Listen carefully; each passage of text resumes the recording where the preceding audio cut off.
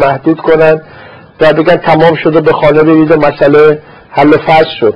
و این حکومت هم میدید هر دو این کارها رو داره میکنه. جناح خامنه‌ای احمدی نژاد دارن شلیک میکنن، دادگاه را میندازن، زندان میکنن، میخوان سر این رو به تاق بکوبن و از این قبیل. و اون جناح مقابلم داره میگه در چارچوب نظامه، این جنبش از نظام فراتر نمیره، قانون اساسی. هر دو دارن اون نقش کلاسیک همه دولت‌های در حال فروپاشی و در برابر مردم اجرا میکنن. یکی میخواد حرکت مردم رو از روبرو به خون بکشه، اون که میخواد حرکت رو منحرف کنه و نیمه کاره متوقفش کنه و همین دستاوردهای تاکنونی از مردم پس بگیره و نظام رو به قول خودشون نجات بدن. در مجموع همین سناریو در ایران داره اتفاق میفته. انقلابی مردم کجایی شده؟ این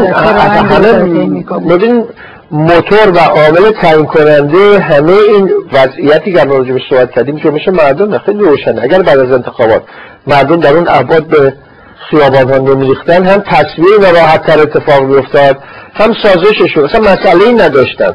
اصلا این که از قبل از انتخابات جناح موسوی رفسنجانی بلند شد و نماینده داد و کاندید داد و مقابل احمدی نژاد ایستاد، یک بحثشون همچنان که در مناظرات تلویزیون هم گفتن این بود که این احمدی نژاد داره مملکت رو به باد میده، یعنی حکومت ما رو به باد میده، جمهوری اسلامی رو داره خراب میکنه، نمیفهمه و این بالاخره مردم میزن جمعمون میکنن. این حتی قبل از شماره شهر رفسنجانی در پیام اگه یادتون باشه نامه سرگشاده برای خامنه‌ای نوشت که تا زوده باید کاری بکنیم وگرنه اون چشمه‌ای که با بیل میشه گرفت سیدی خواهد شد که با پیل هم نمیشه جلوش گرفت. یک همچین استعاره‌ای به کار بود.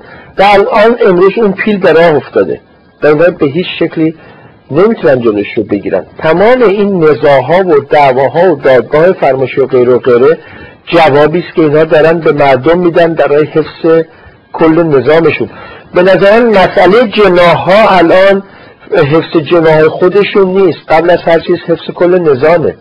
اگر این ترجمه میشه اینکه جناح رو باید حفظ کنن، برای اینکه هر طرف فکر میکنه که جناح مقابل باید حذف کنه تا بتونه رژیم رو نجات بده، نظام رو نجات بده. و معمولا این مرضی است که به جان حکومت‌های در حال فروپاشی میفته که شخصیت‌های احزابی باندهایی از حکومت فکر میکنن باید یعنی مصلحت و آینده نظام به مصلحت و آینده جناح اونها گره خورده و برای این کار باید جناح مقابل حذف کرد و جناح خود نگه داشت. برای جمهوری اسلامی این دیگه به اصطلاح این توبه بیری به قول معروف از اون توبه میریان نیست، چون اینا حذف داشتن تا حالا.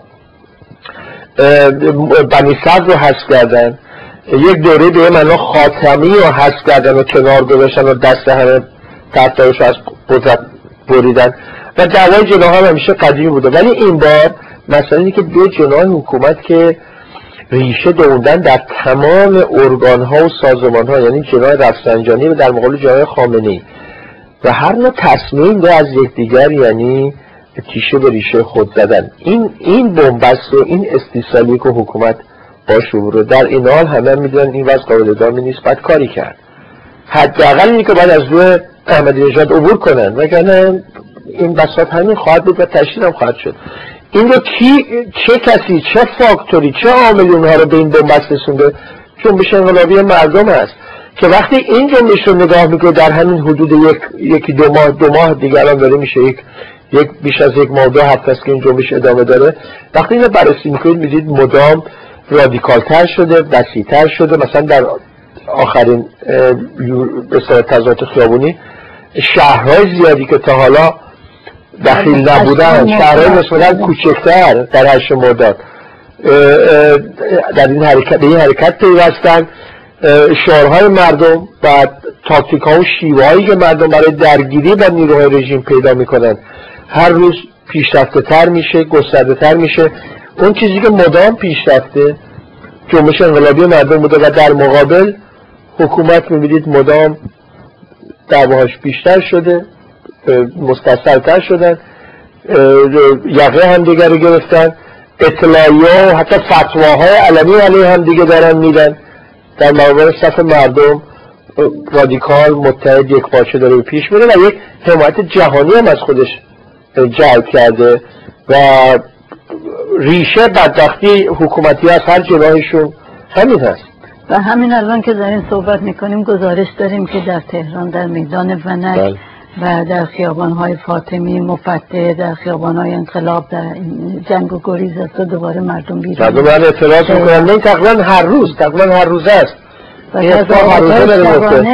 همینه که تمام پایه های این لژیون رو لرزونده و به چنین اقدامات عبثی میشه گفت. به یک تشبساتی دارن میکنن یک دور که یک جوری خودشون نجات بدن. من در بحث دیگه گفتم وضعیت جمهوری اسلامی مثل این جانورهایی است که در باطلاق گیر کردن، هر چقدر دست و پا بزنه بیشتر فرو میره و ما هر روز که میگذره بیشتر این واقعیت رو میبینیم.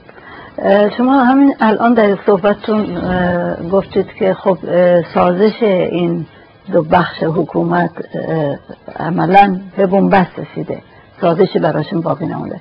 از یک طرف مسئله حفظ نظام رو مطرح کرده و این تناقض، و از طرف دیگه خود این جنگ به جایی رسیده که فقط دیگه حفظ جناح نیست، حفظ به فرض رفسنجانی، موسوی، کروبی، حفظ خودش هم هست، حفظ نجات خودش هم هست اینجا.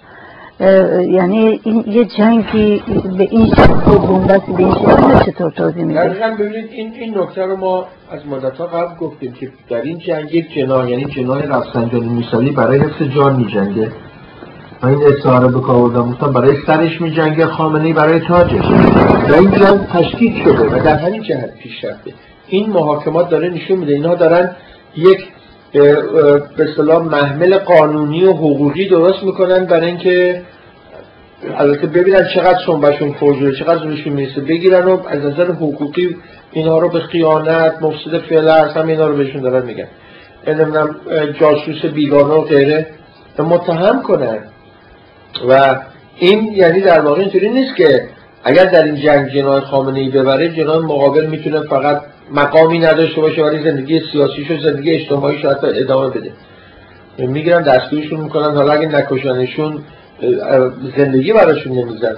بنابراین این جناح موسوی رفسنجانی برای حفظ جان میجنگه و این دادگاه نشون خب هم که الان خودتون گفتید نیاز داره به این انقلاب و به این تناقضش هم که از اون طرف نیاز داره که این انقلاب پیش نره، نیاز داره به مردم مطابق شد که مردم در چارچوب همون الله اکبر و قانون اساسی و خمینی و غیره نگه داشت. دیروز بود فکر کنم یک اطلاعی جناب موسوی داده بود که جمهوری اسلامی نه یک کلمه کم نه یک کلمه زیاد در یک مصاحبه‌ای و ما خواهان این هستیم. خیلی روشن مردمی که تو خیابون هستن سرنگونی این حکومت رو میخوان، بدون هیچ تخفیفی مردم سرنگونی این حکومت رو میخوان. ایشون بدون هیچ تخفیفی مثلا میخواد جمهوری اسلامی مثلا دوره خمینی رو فرض کنید احیا کنه. بنابراین کاملا ممنون. چقدر راه اینها هستن متفاوته، منتها در این حال اونها مردم احتیاج دارن چون میدونن سرشون به سقف کوبیده میشه به قول احمدی نژاد. منتها مسئله جناح مقابل احمدی نژاد و خامنه‌ای این هست که برای اینکه بتونه مردم رو بکوبه اول باید اونها رو بگیر و ببنده و تسکیه کنه، یعنی یک حالت مرغ و تخم‌مرغ وجود داره.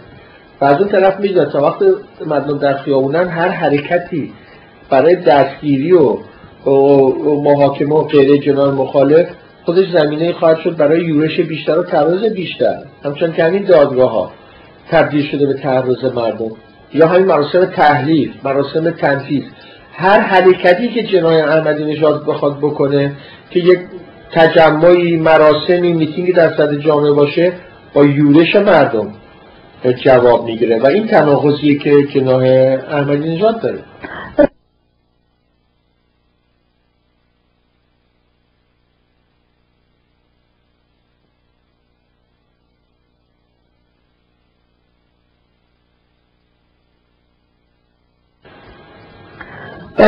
دوستان این بنبست رو مشخصه تاثیرش رو جنبش انقلابی بگید. این بنبست چون الان از یک طرف مسئله سازش رو گفتید یه بنبسته، از یک طرف حفظ نظام خودش یه بنبسته، از یک طرف قدرت سرکوبی بنبسته، همه اینا مجموعه اینا تاثیرش رو جامعه اینایی که من توضیح دادم فکر می‌کنم مردمی که خودشون درگیر پیشبرد این جنبش و انقلاب هستن و به روشنی می‌بینن و می‌دونن، یعنی ضعف در چهره جمهوری اسلامی دیدن.